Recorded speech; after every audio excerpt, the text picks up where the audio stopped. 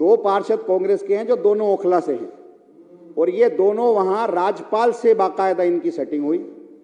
किसी ने कहा कि इन्होंने 50,000 रुपए लिए, इन्होंने 50 लाख रुपए लिए, 50 लाख नहीं लिए, इन्होंने 1-1 करोड़ रुपया लिया। कांग्रेस के भाइयों से मैं कहना चाहता हूं कि भाई आप हमें वोट करो, हमें क्यों नहीं वोट करते? हम और आप तो अगर आप कहते हो हम सेकुलर राजनीति करते हैं तो हम भी सेकुलर राजनीति करते हैं। आप इन भाजपाइयों को सपोर्ट करके आपको क्या मिलेगा? ये भाजपाइयों तो सबके दुश्मन पर। ये यहाँ पर बाइकआउट करेंगे तो फायदा किसको होगा? वॉकआउट करेंगे तो फायदा किसको होगा? भाजपा को। वहां स्टैंडिंग कमेटी में बाकायदा ये वोट करेंगे। आज अगर नरेंद्र मोदी जी देश के प्रधानमंत्री हैं, अमित शाह जी अगर यहां के होम मिनिस्टर हैं, ये सिर्फ कांग्रेस की देन है। अगर 2002 के दंगों में अमित शाह जी को और नरेंद्र मोदी जी को कांग्रेस ने उनके किए की सजा दे दी होती तो आज ना तो नरेंद्र मोदी प्रधानमंत्री होते, ना अमित शाह होम मिनिस्टर होते, ना आज आरएसएस इस मुल्क में भाजपा को रूल करा रही होती। और ये अब आरएसएस दूसरा क्या कर रही है कि आज आरएसएस से बड़े नरेंद्र मोदी जी हो गए। तो अब नरेंद्र मोदी जी को गिराने के लिए आरएसएस अब जो है राहुल गांधी को सपोर्ट कर रही है यात्रा के अंदर। और ये मैं तस्दीक के साथ कह रहा हूं, आप पता कर लें। दो लोग हैं, एक तो बेचारे भोले भाले मुसलमान, उनको ये बहका लेते हैं। जैसे दिल्ली के अंदर ओखला में, सीलमपुर में, मुस्तफाबाद में, वहां भोले भाले मुसलमानों को इन्होंने बहकाया और वोट हासिल करके 9 सीटें जीत करके आ गए। और ये 9 की 9 सीटें अब ये भाजपा की सीट हैं, क्योंकि इन्होंने जब ये 6 तारीख को शपथ लेनी थी और मेयर का इलेक्शन होना था, तो उससे एक दिन पहले जो कांग्रेस के एमएलए रहे हैं, एक्स एमएलए सीलमपुर से मतीन चौधरी, उसका एक बयान आया कि कांग्रेस के 9 के 9 पार्षद हाउस से बाइकआउट करेंगे। और उन्होंने ऐसा किया भी, क्योंकि इनके बाइकआउट करने से फायदा किसको हो रहा है ये समझने की जरूरत है। कि जैसे सेंट्रल जोन है, सेंट्रल जोन के अंदर ये हाउस से तो बाइकआउट करेंगे, लेकिन जोन के अंदर जो कमेटी है, स्टैंडिंग कमेटी में, ये बीजेपी को सपोर्ट करेंगे। जैसे सेंट्रल जोन है, सेंट्रल जोन के अंदर 13 पार्षद हमारे हैं, 10 पार्षद बीजेपी के हैं, 2 इन्होंने नॉमिनेट कर दिए, 2 पार्षद कांग्रेस के हैं जो दोनों ओखला से हैं। और ये दोनों वहां राज्यपाल से बाकायदा इनकी सेटिंग हुई। किसी ने कहा कि इन्होंने 50,000 रुपए लिए, इन्होंने 50 लाख रुपए लिए, 50 लाख नहीं लिए, इन्होंने 1-1 करोड़ रुपया लिया। और मैं राज्यपाल को जानता हूं, राज्यपाल को ये सपोर्ट करनी है इनको वहां, और उसे वहां जिताना है। यहां पर बाइकआउट करेंगे तो फायदा किसको होगा? वॉकआउट करेंगे तो फायदा किसको होगा? भाजपा को। वहां स्टैंडिंग कमेटी में बाकायदा ये वोट करेंगे। और ये भोले भाले मुसलमान बेचारे भूल गए कि ये वही कांग्रेसी हैं जिन्होंने मुरादाबाद ईदगाह के अंदर मुसलमानों को कत्लेआम कराया था, जिन्होंने मल्याना के अंदर मुसलमानों को कत्लेआम कराया था, जिन्होंने हाशिमपुरा के अंदर कत्लेआम कराया था, जिन्होंने बटला हाउस एनकाउंटर कराया था, जिन्होंने भागलपुर के अंदर कत्लेआम कराया। तो इन दोनों की हिस्ट्री एक जैसी रही है। वो उधर कत्लेआम करते हैं या उन्हें बचाते हैं, ये इधर कत्लेआम करते हैं या उन्हें बचाते हैं।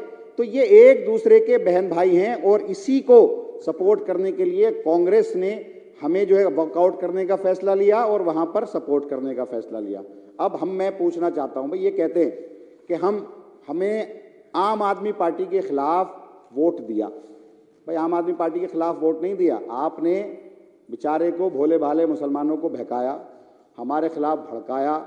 हम मुसलमान बेचारे भूल गए कि आप तो वही हो जिन्होंने भागलपुर दंगे कराए थे, आप तो वही हो जिन्होंने हाशिमपुरी दंगे कराए थे, आप तो वही हो जिन्होंने मासूम मल्याना के अंदर कत्लेआम कराया था, मंदिर मस्जिद के अंदर, ईदगाह के अंदर। मैंने अभी एक साहब थे, कहने लगे साहब हम तो आपसे नाराज़ हैं। मैंने कहा भाई क्यों नाराज़ हैं? कि साहब दिल्ली दंगा और मरकज़ की वजह से नाराज़ हैं। मैंने कहा चलो जी आपकी बात ठीक है, मैं मान लेता हूँ, लेकिन आप मुझे ये बताओ कि पंजाब के अंदर हमारी सरकार है, पंजाब में लुधियाने के अंदर या मलेरकोटला के अंदर ईदगाह के अंदर नमाज पढ़ते हुए मुसलमानों को अगर हम कत्लेआम कर दे तो आप हमें माफ़ करोगे? कि साहब हम माफ़ नहीं करेंगे। तो फिर मैंने कहा ये बताओ कि जब ईदगाह, मुरादाबाद ईदगाह के अंदर कांग्रेस की हुकूमत थी और वहाँ पीएसी ने मुसलमानों का कत्लेआम किया था, वहाँ से लाशें भी उठाकर नहीं आ पाए थे, तो आपने उनको माफ़ कैसे कर दिया? कहने लगे साहब हमसे तो गलती हो गई। अब गलती का खमियाजा मैंने कहा ये कर रहे हो, आपने बीजेपी जो आपके तमाम बिजनेसमैन को जेलों के अंदर डाल रही है, ईडी छोड़ रखी है, उलमाओं के जेलों के अंदर डाल रखी है, जो CA/NRC में बेचारे मासूम बच्चे जो जामिया के अंदर प्रोटेस्ट कर रहे थे, जामिया के न जाने कितने स्टूडेंट जेल के अंदर डाल रखे हैं, UAPA लगा दिया, हमारे उलमा मौलाना कलीम सिद्दीकी, मौलाना उमर गौतम, उनको जेल के अंदर डाल रखा है।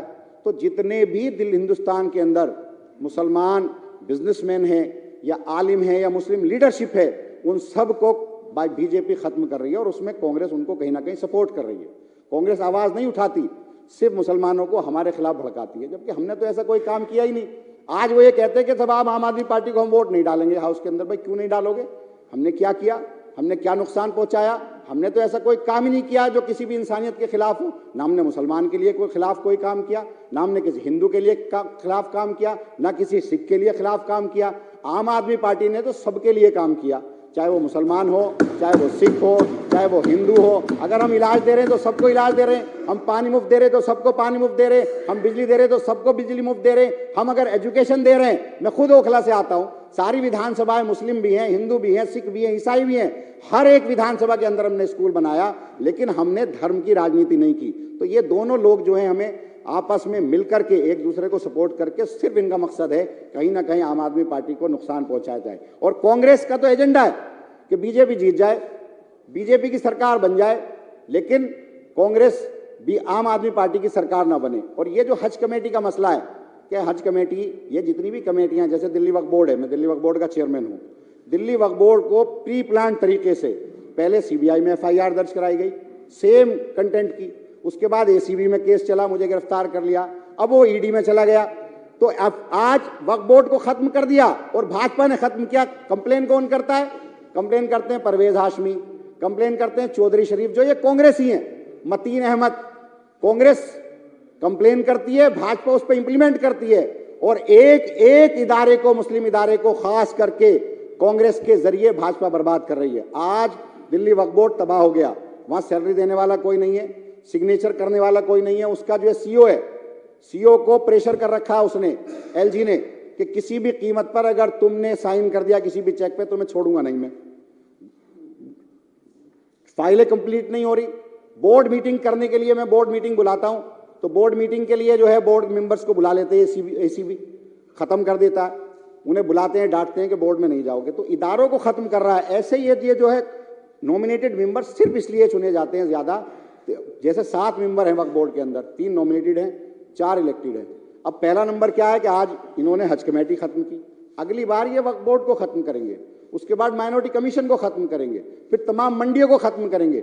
ये सरकार की चीजें हैं, सरकार की एजेंट, सरकार चलाती है इन सबको, और ये सरकार के डिपार्टमेंट है, सरकार की जवाबदेही है, चाहे वो वक्फ बोर्ड हो, चाहे वो मंडियां हो, चाहे वो हज कमेटी हो, चाहे वो माइनॉरिटी कमीशन हो, ये सबको टारगेट किया जा रहा है एक एक करके, और ये सिर्फ इसमें कांग्रेस इनको सपोर्ट कर रही है। तो मैं तो सिर्फ इतना कहना चाहूंगा कि कांग्रेस के भाइयों से मैं कहना चाहता हूं कि भाई आप हमें वोट करो, हमें क्यों नहीं वोट करते? हम और आप तो, अगर आप कहते हो हम सेकुलर राजनीति करते हैं तो हम भी सेकुलर राजनीति करते हैं। आप इन भाजपाइयों को सपोर्ट करके आपको क्या मिलेगा? ये भाजपाइयों तो सबके दुश्मन है, ये तो किसी के भी नहीं है, ये तो देश के दुश्मन है, ये तो दलितों के दुश्मन है, ये तो मुसलमानों के दुश्मन है, ये तो OBC के दुश्मन है, ये तो हर एक उस इंसान के दुश्मन है जो सेकुलर है। तो इन भाजपाइयों को क्यों सपोर्ट कर रहे हो आप? आपके वॉकआउट करने से भी इन्हीं को सपोर्ट किया जा रहा है। आपको, अगर आप इनको वोट दोगे तो भी इन्हीं को सपोर्ट करेंगे। तो आम आदमी पार्टी 134 सीटें जीत कर आई है, अगर 9 और मिल जाएगी तो हम पूरी ताकत के साथ दिल्ली को चलाएंगे, सपोर्ट करेंगे। शुक्रिया। इन्हीं बातों के साथ मैं